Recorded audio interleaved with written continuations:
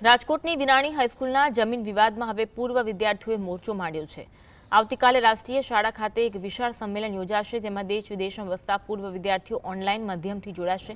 આક્ષેપ છે કે અંદાજે ₹1000 કરોડની બજાર કિંમત ધરાવતું સ્કૂલનું મેદાન માત્ર 51.51 કરોડમાં વેચવાનો કારસો રચવામાં આવ્યો છે। પૂર્વ વિદ્યાર્થીઓનો ગંભીર આરોપ છે કે 83% સરકારી ગ્રાન્ટ મેળવતી આ સંસ્થા હવે પબ્લિક ટ્રસ્ટ મટીને ફેમિલી ટ્રસ્ટ બની ગઈ છે। જમીન વિવાદનો આ મામલો અગાઉ કોર્ટમાં પણ પહોંચ્યો છે, ત્યારે હવે વિદ્યાર્થીઓએ સમગ્ર આર્થિક વ્યવહારોની ઈડી દ્વારા તપાસ કરવાની માંગ કરી છે।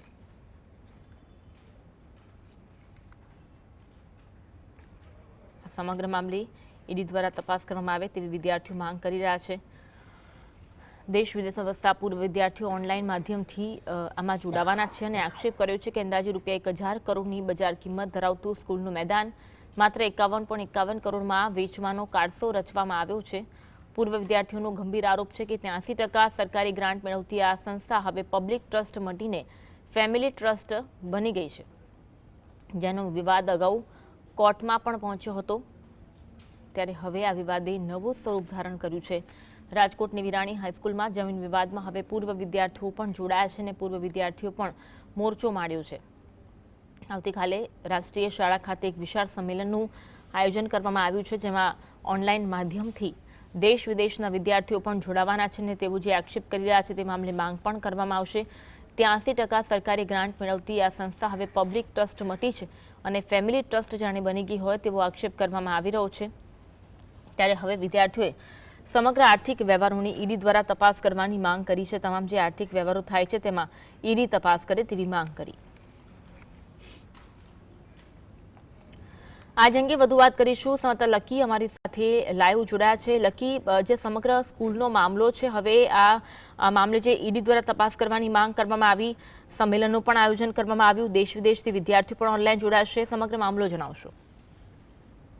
આપને જણાવી દઉં કે રાજકોટના કાગર રોડ ઉપર આવેલી વિરાણી હાઈસ્કૂલનું મેદાન છે તે ઘણા સમયથી વિવાદમાં છે।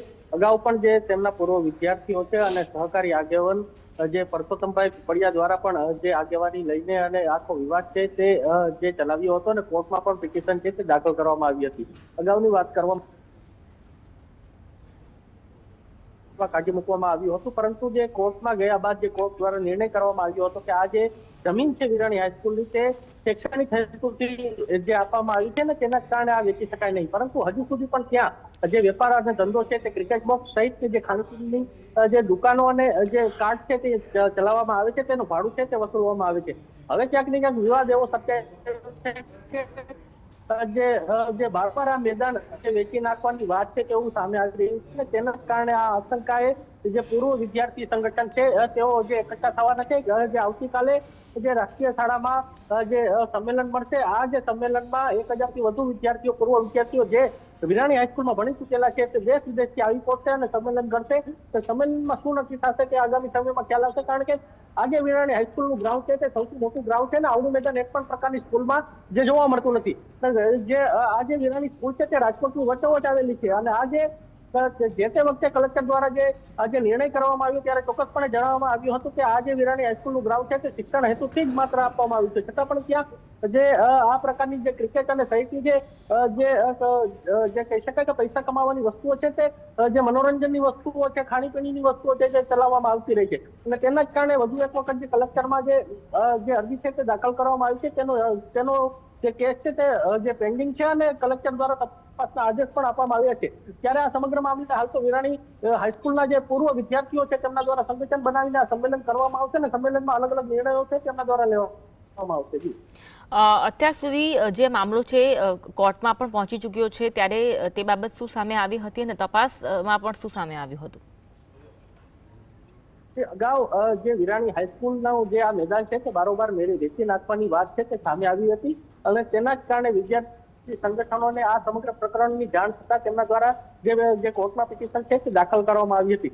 કોર્ટ દ્વારા જે સંજ્ઞાન લેતા જે કલેક્ટરને આદેશ છે તે કરવામાં આવ્યા હતા અને કલેક્ટર દ્વારા તપાસ કરવામાં આવતા આજે વિરાણી હાઈસ્કૂલનું મેદાન છે તે શિક્ષણ હેતુથી આપવાનું જે સામે આવ્યું હતું, તેના ઉપર કોઈ પણ પ્રકારનું વેચાણ છે તે માલિકાના હક નથી, માત્ર ને માત્ર જે કહેવાય ટ્રસ્ટ સંચાલિત મેદાન છે, એટલે ચોક્કસપણે શિક્ષણ હેતુથી આપવામાં આવેલી જમીન છે તેનો દુરુપયોગ ન કરી શકાય તેવું જે તપાસમાં જે સામે આવ્યું હતું ને તેવો આદેશ છે તે પણ કરવામાં આવ્યું હતું. હવે ક્યાંક ને ક્યાંક આ ટ્રસ્ટ સંચાલિત વિરાણી હાઈસ્કૂલ છે તે માલિકીની જે ફેમિલી જે મેદાન બની ગયું હોય તેવું ક્યાંક ને ક્યાંક જે વિદ્યાર્થી સંગઠનો છે તે કહી રહ્યા છે અને તેની જ સામે જે વિદ્યાર્થી સંગઠનો જે પૂર્વ વિદ્યાર્થી જે ત્યાં ભણી ચૂકેલા છે તેઓ જે સમગ્ર મુહિમ છે તે ચલાવી રહ્યા છે અને તેને લઈને આવતીકાલે નિર્ણય છે તેમના દ્વારા કરવામાં આવશે. જી આભાર લકી જોડાવા માટે અને સમગ્ર મામલે